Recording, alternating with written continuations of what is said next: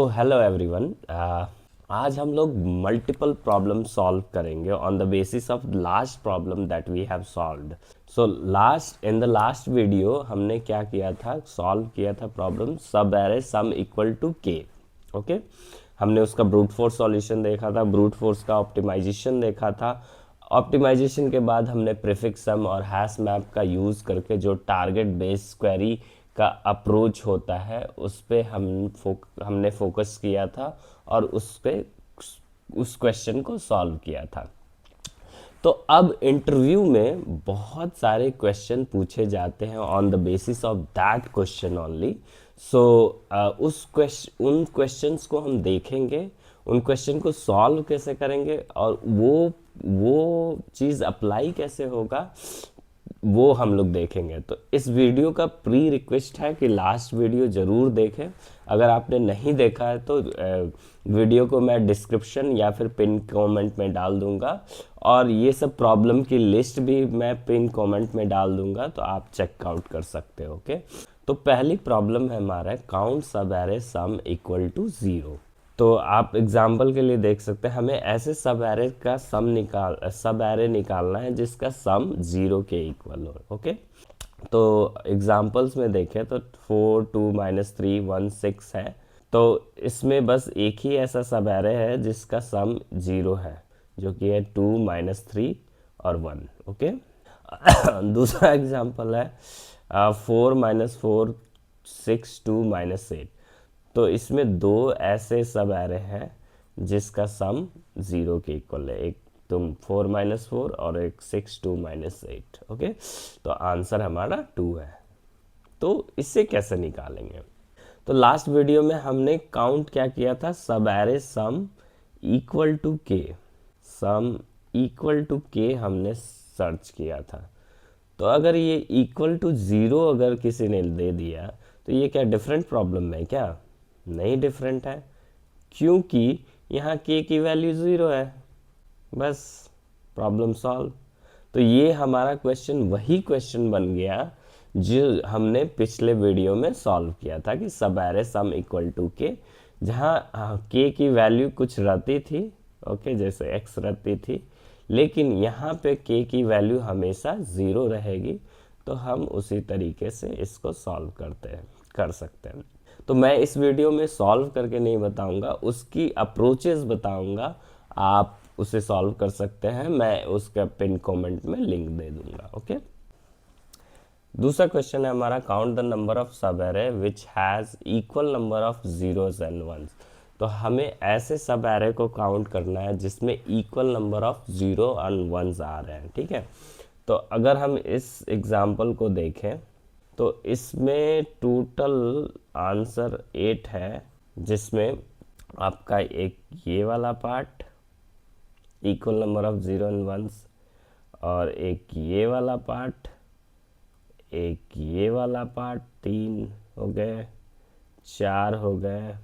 ठीक है, 4 हो गए, फिर 5 हो गया ये वाला पार्ट, 6 हो गया ये वाला पार्ट, आप 7 हो गया आपका ये वाला पार्ट। ठीक है, 8 हो गया आपका ये वाला पार्ट। ठीक है, तो टोटल 8 हो गए हैं इसमें सब एरे जिसमें जीरोस और वंस है, जिस सब एरे में जीरो और वंस है। तो अगर हम ध्यान से देखें ना, तो हमारे पास अगर ये एरे है 1 0 1 0 1 1, ओके, ये हमारे पास एरे है। तो ये भी कोई डिफरेंट प्रॉब्लम नहीं है, उसी प्रॉब्लम का थोड़ा सा मॉडिफाइड वर्जन है, बस उस प्रॉब्लम को पहचानने की ज़रूरत है। अगर हम इस एरे को मॉडिफाई करके ऐसा कुछ लिख दें, 1 -1 -1 1 -1 1 और 1, हमने कुछ ऐसा लिख दिया, सभी ज़ीरो को हमने -1 से रिप्लेस कर दिया।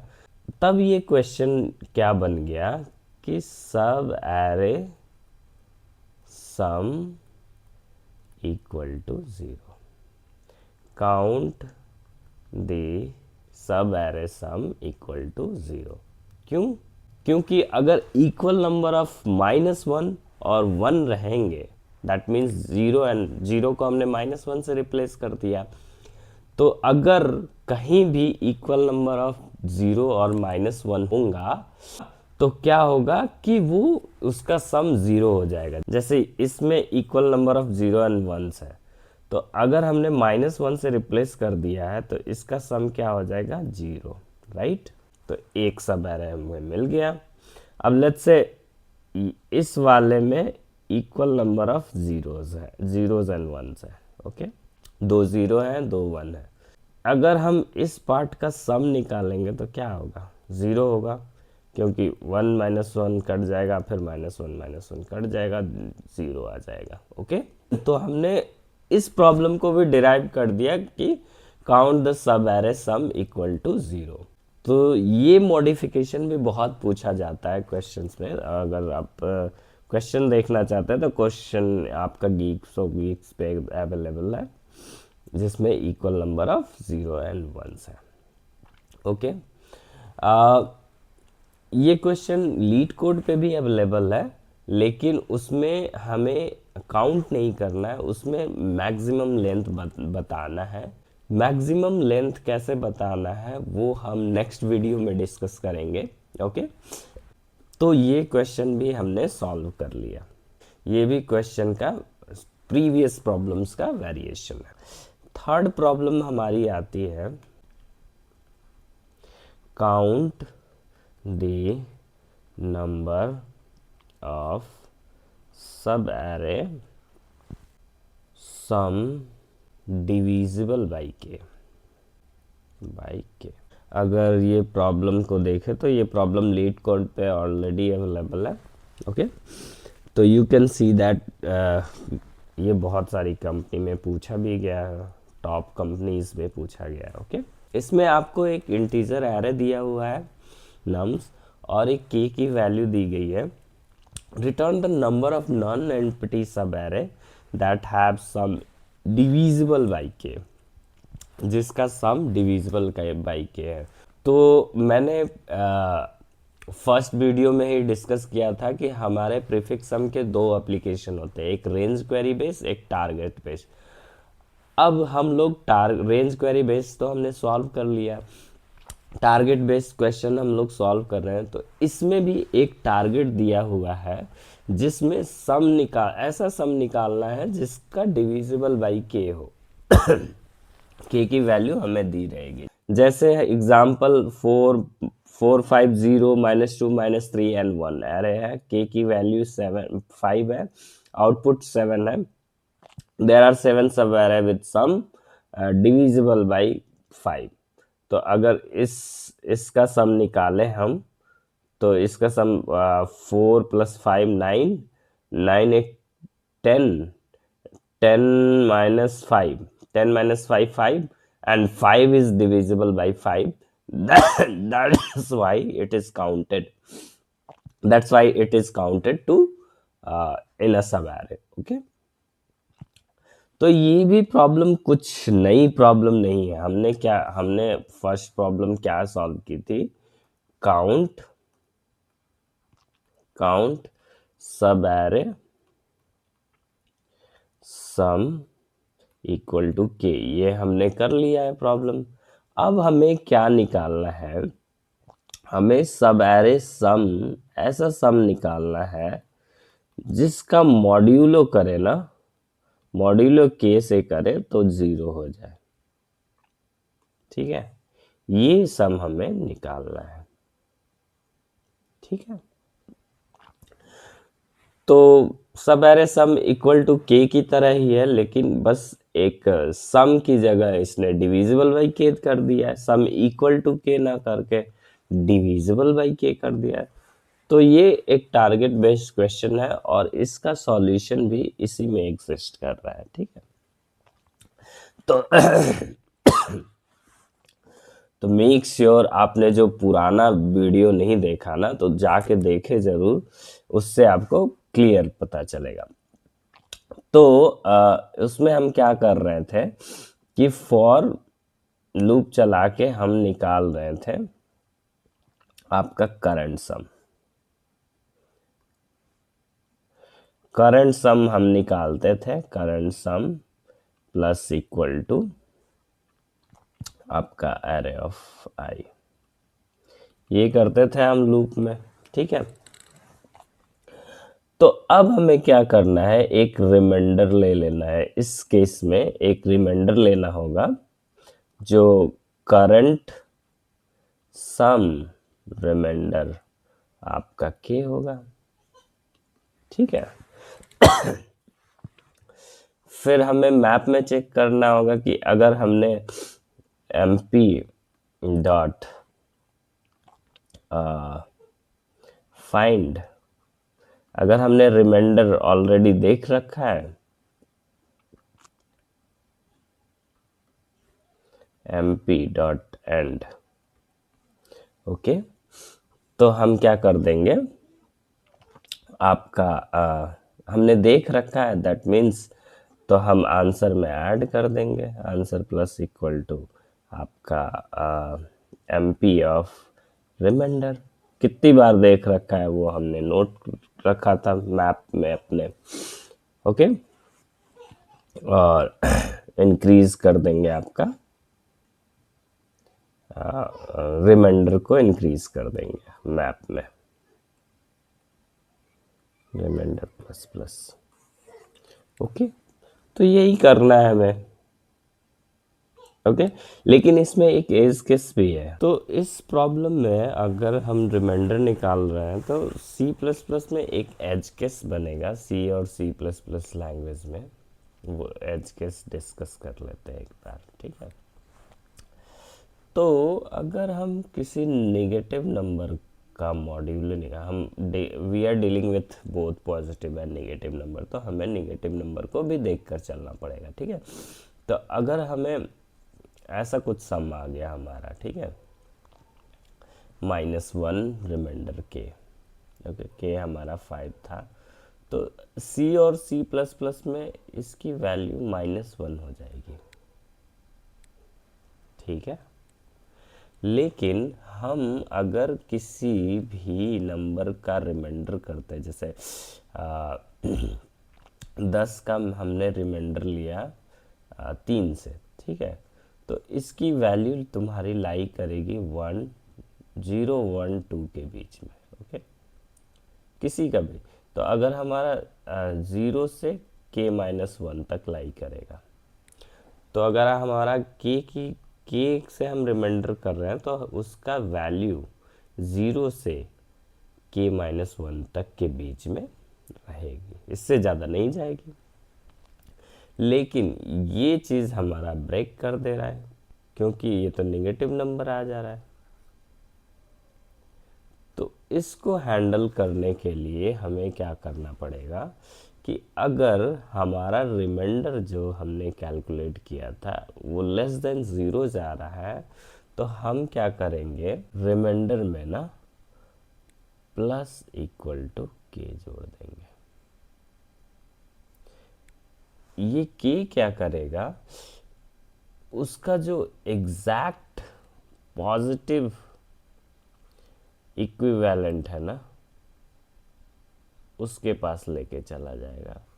जैसे -1 रिमाइंडर 5, ओके, तो -1, लेकिन ये होना चाहिए 4, तो क्या होगा कि -1 + 5 = 4, ओके।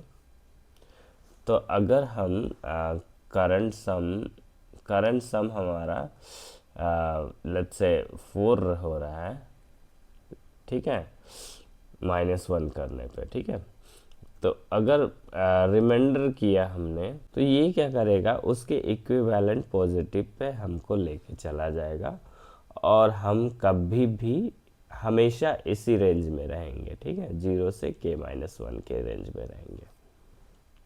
तो ये एक एज केस है जो कि C और C++ में होता है। तो let's solve this problem, okay. इस प्रॉब्लम को हम लोग सॉल्व करते हैं। तो हमें क्या लेना है, एक मैप लेना है, अनऑर्डर्ड मैप आपका एंड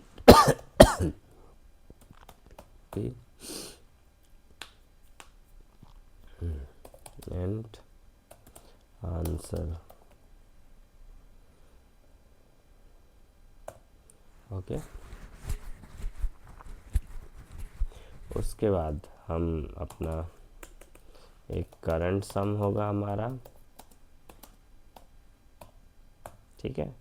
वह हम एक लूप चलाएंगे, for int i is equal to 0, i less than आपका nums dot size i plus plus. उसके बाद current sum plus equal to nums of i, हमने करंट सम निकाल लिया। रिमाइंडर भी निकाल लेते हैं भाई, रिमाइंडर करंट सम रिमाइंडर के से रिमाइंडर निकाल लिया। यहाँ पे हम एज केस चेक कर ले कि इफ रिमाइंडर लेस देन 0, तो हमें क्या करना है, रिमाइंडर प्लस इक्वल टू के कर देना है। उसके बाद इफ हमें मिला था वो reminder M P dot find, हम मैप में चेक कर लेते हैं कि हमने रिमाइंडर देख लिया है क्या, not equal to M P dot end. तो इस केस में हम answer plus equal to M P of आपका रिमाइंडर किया है, ठीक है। और इससे बाहर जाके हम एम पी ऑफ रिमाइंडर को प्लस प्लस कर बढ़ा दिए। उसके बाद हम आंसर को रिटर्न कर देते हैं, चला लेते हैं, कंपाइलेशन एरर आनी चाहिए। अनऑर्डर्ड मैप, सॉरी की वैल्यू पेयर में होता है ये।